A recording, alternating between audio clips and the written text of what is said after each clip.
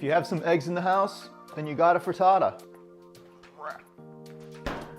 Frittatas are one of the most easy and economical meals I know of, and whether it's for breakfast, lunch, or dinner, anything goes. Clean out the fridge, toss anything in.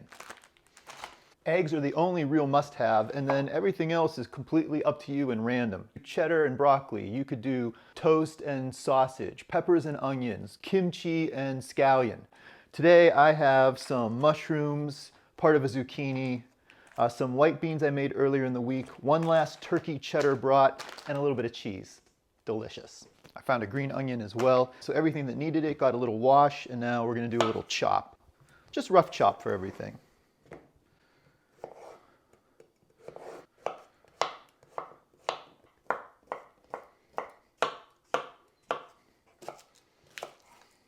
So we're prepped and ready to go. I'm making a little smaller frittata today, so I have about an 8-inch non-stick skillet. I think non-stick is really the way to go, but I certainly have made these in a larger skillet, so 10 or 12 inches. You're just gonna add more fillings and a few more eggs, and it might cook for a little longer. It's also important to be able to cover it, so whether you have a lid, which I do, that fits this one, but if you don't have a lid, you could use a cookie sheet. Just make sure that you use oven mitts or dry towels to take it off and on. I'm gonna get a good tablespoon of olive oil going in our pan over medium heat. Okay, I'm gonna toss in all of our fillings, minus the beans. I'm gonna wait for those for another moment. A little bit of pepper, touch of salt. It's a good time to add any spices. I'm gonna add a little bit of garlic powder and a little smoked paprika. I think that turkey cheddar brat has a little smoke, and I think that'll be nice. Good time to add just a few of our beans. Potatoes are good here too, of course. Give all that a little stir. Drive off a little bit more moisture. Make sure everything is nice and tender. And while this is doing, we'll work on our egg mixture.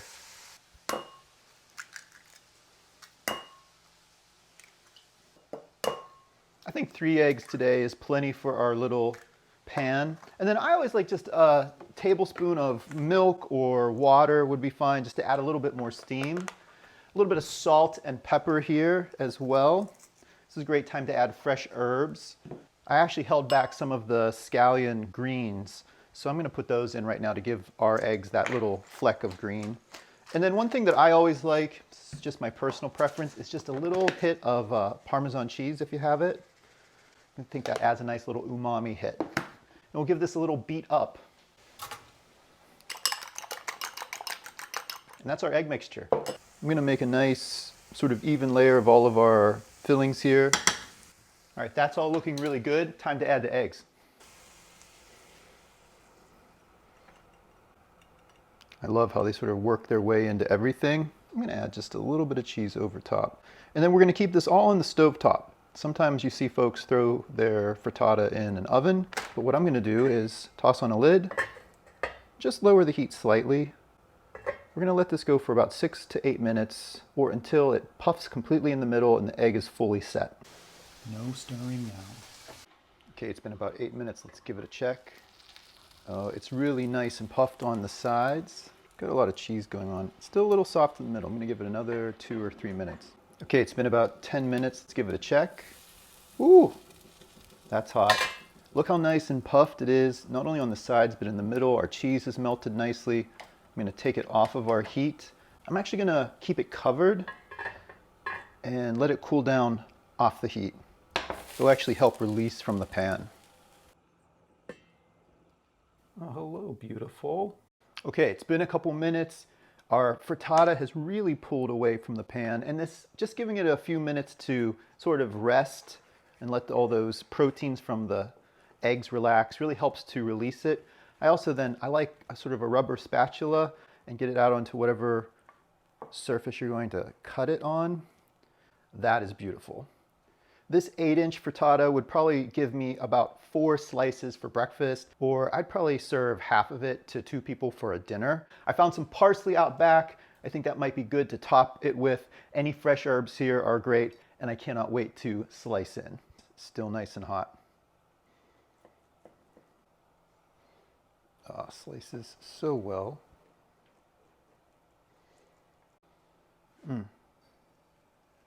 just lovely. I love all those fillings. Let's see if we can look at the underside. Ooh, it's hot.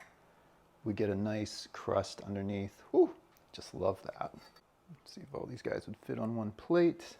Looks like they will. A little snip of parsley over top might be nice. All right, I think that looks great. An easy stovetop frittata.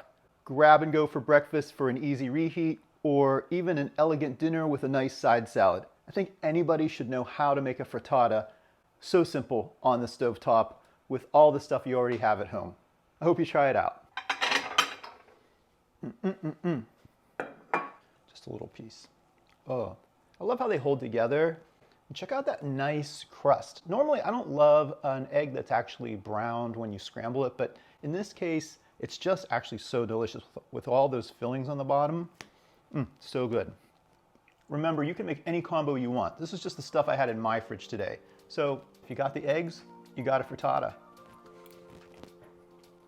That was good. Well, okay, you were hungry. You inhaled that one. Then you've got a frittata.